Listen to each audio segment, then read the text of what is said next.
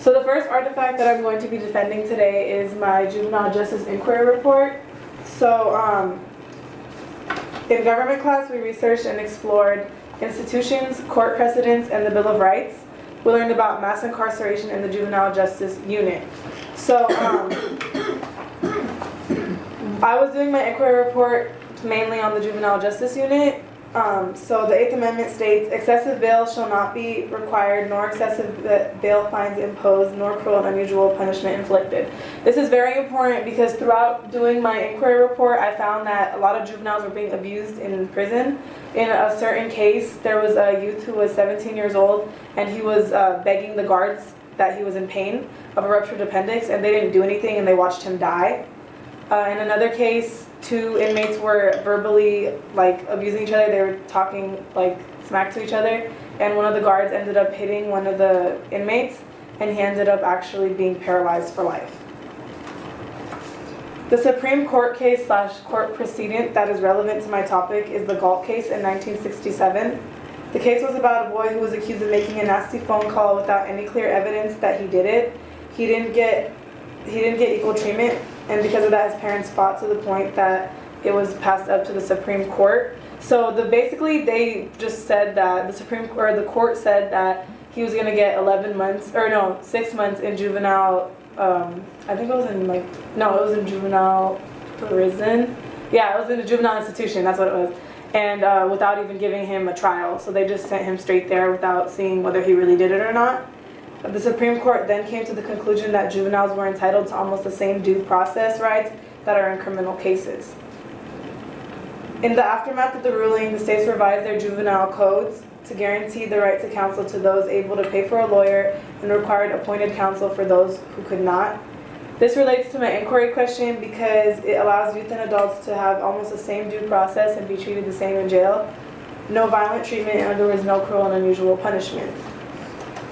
So the assignment was to write an inquiry report about the topic that you were assigned, and I was assigned juvenile justice, as I stated. And I ended up wanting to answer the question, is the violence in juvenile halls depriving inmates of their 8th Amendment rights? My thesis was that yes, the violence in juvenile halls is depriving inmates of their 8th Amendment rights because many inmates, juvenile inmates, were getting abused in jail. So the steps I took to create my artifact was first forming my inquiry question, which was, is the violence in juvenile halls depriving inmates of their 8th Amendment rights? We had to research reliable sources such as .govs and .edus. What makes a reliable source is, for example, the New York Times. The reader will know that it's a reliable source because the name is very familiar. Because it is a well-funded source, that means that they have people who actually check the facts and actually make sure the statistics that they have are correct. We also had to use proper citations and proper connections. The leadership skill, communicating powerfully, is the one that I used. The reason why I used it was because we had an exhibition along with this report, and we ended up making this report into a video, and we had to work with other group members. I had to work with Mason and Paul, and it was a little bit difficult to work with them because we all had different ideas. Mason was my counter argument, in real life, because Mason wanted to prove how the juvenile justice system actually is doing better and isn't, abusing inmates, and that the 8th Amendment is being followed and everybody's getting their rights. And then I wanted to prove that it's not, and that's not how it really is. And then Paul wanted to just have how you can help the juvenile justice system and how to make it better, rather than really go along with this is what's going wrong and this is what's going right. So we all had to kind of come together to make sure that we had a clear goal and a clear vision. So we had to make sure to incorporate everybody's idea while maintaining a valid argument, which was a little bit difficult, but we did end up managing. I ended up putting statistics inside, and then Mason did a voiceover of how the system is doing better, and Paul ended up doing little ads of how you can help and what organizations are really aiming to help the juvenile justice system. So my personal connection to my inquiry report is my brother and my job. So my brother's been in the juvenile justice system since he was 16. Now he's 26 and he's still in the system. And my job, I work at CHALK, Communities in Harmony, Communities in Harmony Advocating for Learning and Kids. I'm a peer supervisor. So our goal is to hire youth who can't get jobs in other places because of their criminal record and help them work on their resumes. I also give out grants to YMCAs and organizations that want to get youth off the street. So throughout working at CHALK and obviously with my brother in my life, I realized that when you're in the juvenile justice system, you only get the option for a GED, and you don't really get to get a high school diploma, and a lot of times their counselors actually give up on them and they don't push them to actually do good in school or to finish their GED, and they end up not being able to get jobs. My brother's 26 and he has 2 felonies and he can't get a job anywhere, so he's still in the system and doing wrong things. And for my job, I work with a lot of youth who aren't able to continue their education because they fall into the system again, or they just can't find a job because people with high school diplomas get picked over people with GEDs. So this connects to my philosophy because juveniles only get the option for a GED. They don't get the option for a high school diploma, and a lot of the times the counselors don't really care if they even take the classes. They don't really push them to do it. If they have the option of a high school diploma rather than a GED, it'll be easier for them to get into a good college and to get a better job and actually, move on in their life rather than go back into the system. So this connects to the world because the system is depriving kids of their education, and it holds them from moving on to bigger and better things. Do you guys have any questions? Why is the 8th Amendment important? The 8th Amendment is important because, as I stated, a lot of the juveniles are still being abused, and the 8th Amendment states that you can't have any cruel and unusual punishment. And obviously, if you have an amendment that states that that shouldn't be going on and it's still going on, we have a problem, and that's not fair that youth are actually dying because, obviously they did something wrong and they're in jail, but they shouldn't be punished in that way at least. What exactly, you mentioned the Galt precedent. Can you say a little bit more about the case, if you can? And also, you mentioned the term due process. Can you explain due process? So the Galt case was about 2 boys who were at a house, and they made a phone call to a woman, and they were just joking around. They were being kids, but it was 2 boys that were there, and the kid who lived in the house, the police officers came, they were called to the house, and the kid who lived in that house was the one that ended up being arrested, and right away the judge sentenced him to 6 months in a juvenile hall type of thing, it was a little institute. And it wasn't fair because the other kid didn't even have to go to jail. He didn't get arrested. He was just there, and they don't really know who really did it, and it was actually the other kid who did it.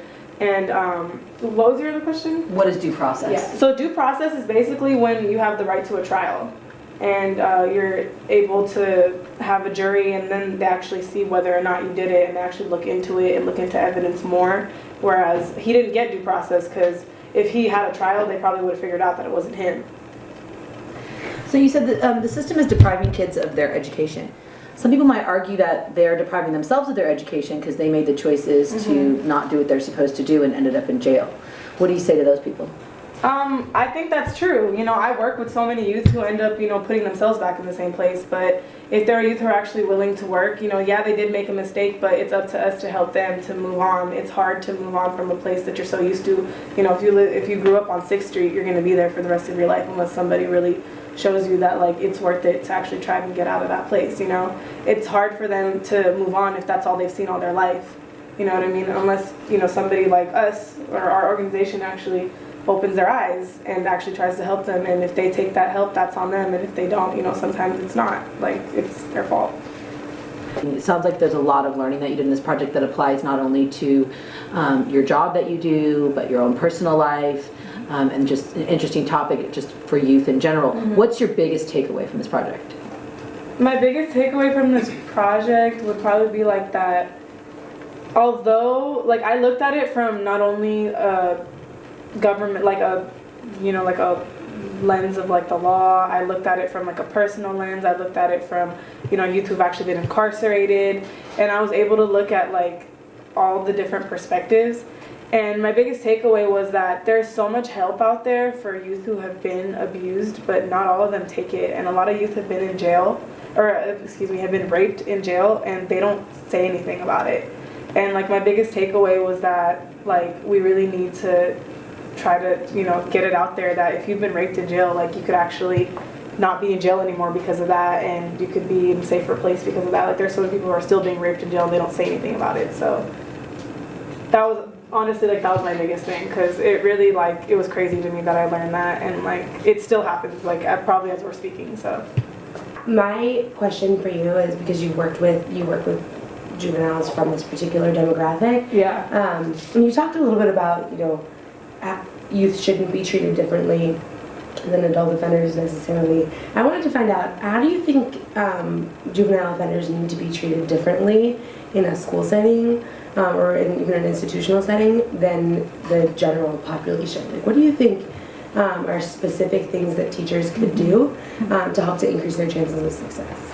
A lot of juveniles, and I know a lot of friends who have, like, you know, not even just in the juvenile system, but generally have just, like, you know, failed in school or whatever, and they have this mindset where, like, teachers aren't going to help me, like, they just want to fail me, you know. And I think really when a teacher sits down with you and lets you know, like, they're trying to help you be successful and they're going to do whatever they can to help you, like, get your success, I think that's the biggest thing, because a lot of juveniles are convinced that, or at least I know most of them are convinced that they're not going to be anybody and that whatever they do isn't going to get them anywhere, and they really need to realize that you're only going to not get anywhere if you have that mindset. So You were saying that you did an inquiry report, you did a lot of research, you learned how to write citations, you talked about the Eighth Amendment and the rights and the abuse. When you found out, can you give us some specific sources around the abuse that you found, and like maybe a couple of stories or a couple of articles that you read, at least one? I don't have sources off the top of my head, but one of them was the New York Times, actually. Okay. And one of the craziest stories that I heard was actually, they put 30 girls in a room who were like juvenile, girls who were in the juvenile unit. They made them undress, they were naked, they didn't give them any food, and they only had a hole in the ground to use the bathroom in. And there was throw up everywhere, like all over the floor, and it was freezing, and they had to be in there for a week. And nobody knew about this until I think one of the counselors had come to see one of the youth, and they found this, and you know, they blew it up everywhere. And it was sad, you know, it's sad, you know, that's crazy, and especially if it's girls, like that's ridiculous. And like there was just throw up all over the floors, and there were even like some pictures, and it was just disgusting, like. And Mason's counter argument, can you tell us one of the stories from his side? He didn't really have stories. Mason was mostly, because we interviewed people, and this organization came in when I actually wasn't at school that day. I think it was GDC or something like that. But they were people who were talking about how they were helping juveniles and how the system was getting better. And I guess they really got to Mason where he really like was like, oh, you know, like everything's better now. And you know, Mason is a really strong person, and like he has a lot of strong arguments. And he just felt that, you know, from his own personal like research, that the juvenile justice system wasn't that bad, and people were really just making it bad for themselves because they were in gangs or whatever. So me and Mason like kind of did butt heads about it. So like we could still butt heads about it. Definitely, we still could. But we just had to come to like a, you know, understanding where we're just gonna be like, okay, like there are some things that improved, which there were a lot of things that improved. Like the rates of juveniles being abused did go down from 2007 to 2012 by like I think 12%. So. You're interested in nursing? Yes. I know that a lot of juvenile detention centers have nurses. If you were to be a nurse at a juvenile detention center, what do you think would be your role besides bandaging up a scrape?